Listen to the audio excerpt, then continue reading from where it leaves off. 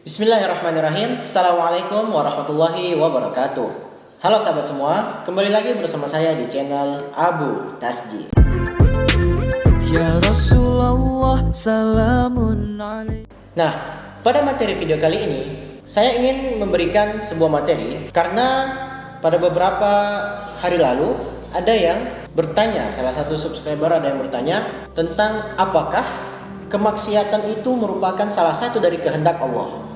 Nah, untuk yang belum nonton video saya, silakan nonton video yang ini. Ini memberikan penjelasan tentang dua macam kehendak Allah. Di situ kita membahas tentang dasar-dasar. Ada kehendak Allah yang bersifat kauniyah dan syar'iyah. Nah, kali ini kita akan membahas secara lebih detail. Kita akan mencari dari beberapa referensi yang kita bahas, akan kita cari dan mengambil beberapa kesimpulan. Intinya, kita akan mencari tahu apakah orang yang bermaksiat itu karena kehendak Allah. Baiklah, sebagai langkah awal, kita mengambil salah satu dalil dari Al-Quran. A'udzubillahi minasyaitonirrajim.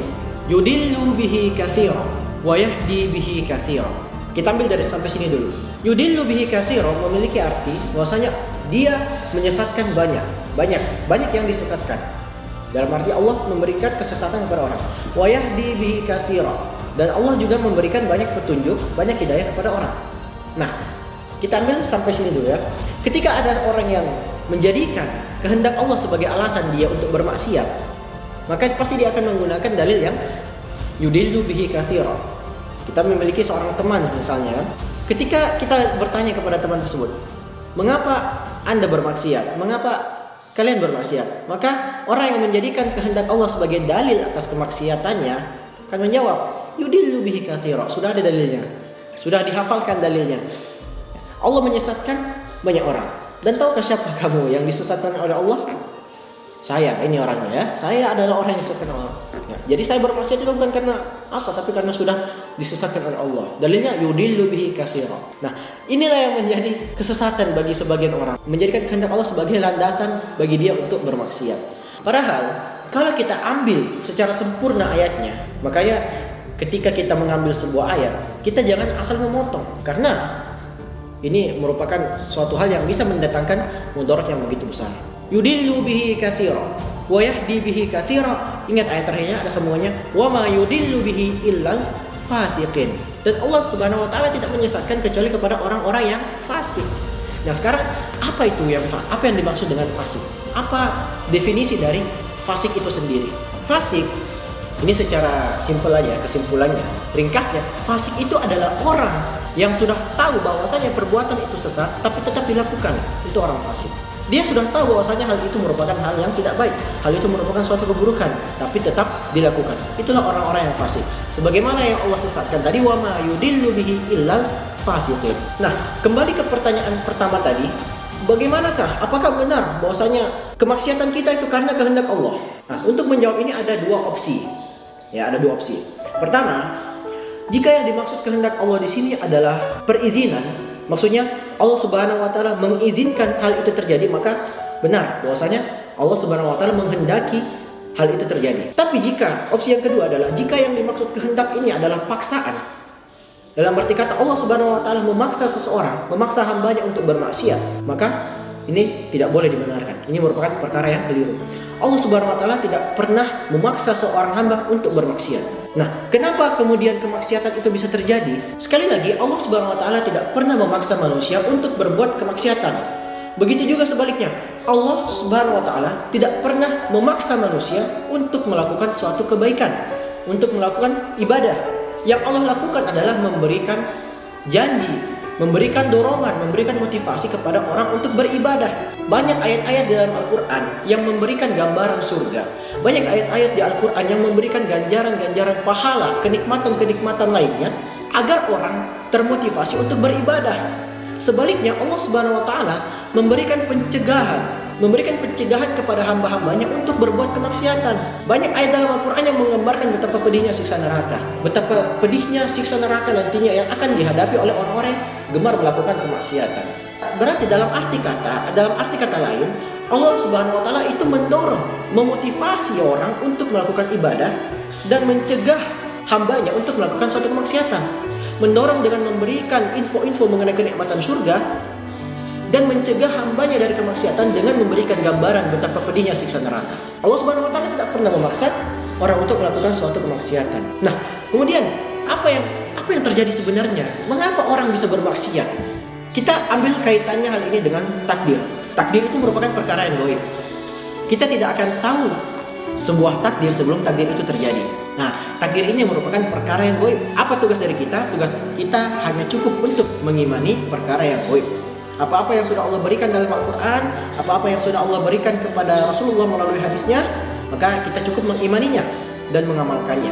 Kalau kita mengaitkan bahwasanya pahala dan dosa kita itu merupakan takdir, ingat, takdir Allah itu berkaitan. Takdir Allah itu sinkron dengan apa yang kita inginkan. Dalam arti kata seperti ini, kalau kita itu ingin taat kepada Allah, maka Allah akan takdirkan kepada kita pahala. Kalau kita ingin bermaksiat kepada Allah, maka Allah akan takdirkan kepada kita dosa. Itu kuncinya. Justru Allah Subhanahu wa taala begitu pemurah.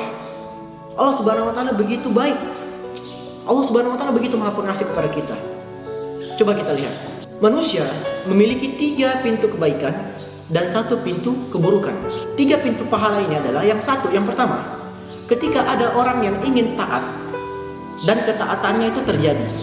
Jadi dia pertama ingin untuk melakukan suatu ibadah dan ibadahnya itu terjadi. Pintu kebaikan yang kedua atau pintu pahala yang kedua adalah ada orang yang ingin taat, namun dia belum sempat untuk melaksanakan ketaatannya. Dia ingin beribadah tapi mungkin belum sempat untuk melaksanakan ibadahnya.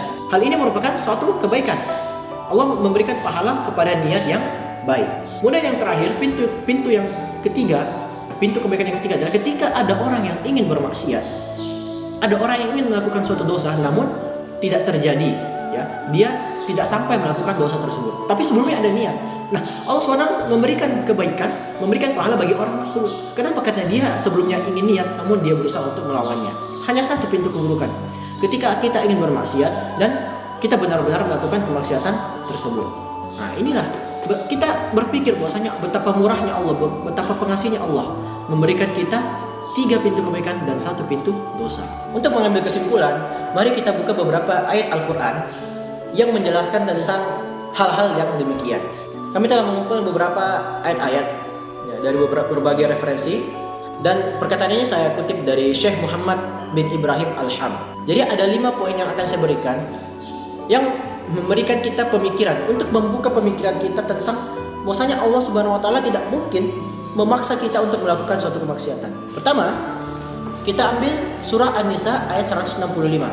A'udzubillahi minasyaitonirrajim. Rusulan mubasysyirina wa mundhirina li'alla yakuna lin-nasi 'ala Allahi hujjatun ba'da rusul. Rusulan mubasysyirin.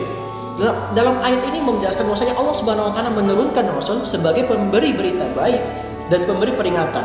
Jika Allah Subhanahu wa taala sudah menghendaki manusia untuk melakukan suatu dosa, maka pasti Allah Subhanahu wa taala tidak akan mengutus para nabi dan rasul untuk memberikan jalan atau memberikan pencerahan kepada manusia. Yang kedua, kita buka surah Al-Baqarah ayat 286. Ambil potongan ayat pertama. A'udzubillahi minasyaitonirrajim. La yukallifullahu nafsan illa wus'aha. Allah Subhanahu wa taala tidak akan membebani seorang hamba kecuali di luar batas kemampuannya. Dalam arti kata, apa yang Allah Subhanahu wa taala bebankan kepada kita, apa yang Allah Subhanahu wa taala perintahkan kepada kita, itu sesuai dengan kemampuan kita.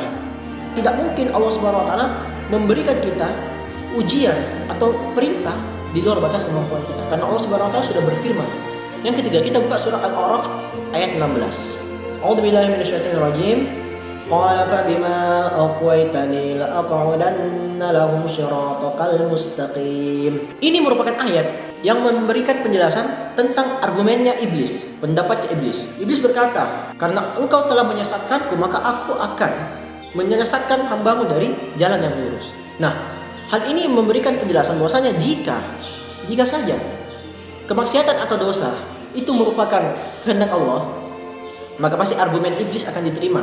Dia akan diterima dan tidak dijadikan sebagai makhluk yang disesatkan oleh Allah SWT. Dalil yang keempat, ini banyak yang kita temukan, tapi kita ambil dari 2 surah aja. Silakan buka Quran surah Al-Mulk ayat 10. A'udzubillahi minasyaitonirrajim. Wa qalu law kunna nasma'u aw naqilu ma kunna kunna fi ashabis sa'ir. Ini merupakan perkataan penghuni neraka yang ketika di mana dia dimasukkan ke dalam neraka dia berkata, "Lau kunna nasma'u," jika saja kami mendengar, "au naqilu," dan kami berpikir, "ma kunna fi ashabis sa'ir," maka kami tidak mungkin akan masuk sebagai golongan orang-orang yang penghuni neraka. Buka surah Al-Mudaththir ayat 43. Qalu lam naku minal musallin. Di sini yang merupakan perkataan salah satu penghuni neraka, kami masuk neraka karena kami tidak mendirikan sholat. Intinya, orang yang masuk neraka itu dia menyesal, dan dari penyesalannya itu dia berkata dosa-dosa yang sudah dia lakukan. Jadi, kalau memang benar bahwasanya kemaksiatan itu karena kehendak Allah, maka pasti penghuni neraka akan berkata bahwasanya saya masuk neraka karena kehendak-Mu ya Allah. Tapi tidak, yang dikatakan mereka adalah karena saya meninggalkan sholat, karena saya tidak memberi makan orang miskin, saya menelantarkan anak yatim piatu. Yang dikatakan mereka adalah dosa-dosa mereka sendiri. Baiklah sahabat sekalian, itulah tadi materi yang dapat saya sampaikan pada video kali ini. Jika Anda suka, silakan like dan share kepada teman-teman kalian. Jika Anda memiliki masalah, pertanyaan, problem mengenai materi dari video kali ini, silakan komen di bawah ini. Dan jika Anda ingin mendapatkan fakta, asal-usul, sejarah, materi yang berkaitan dengan agama Islam, silakan subscribe channel ini. Jangan lupa, in tansurullah yansurkum. Jika engkau menolong agama Allah, maka pasti Allah akan menolongmu. Kafaitu bihadzal qadri wa billahi taufiq wal hidayah. Assalamualaikum warahmatullahi wabarakatuh.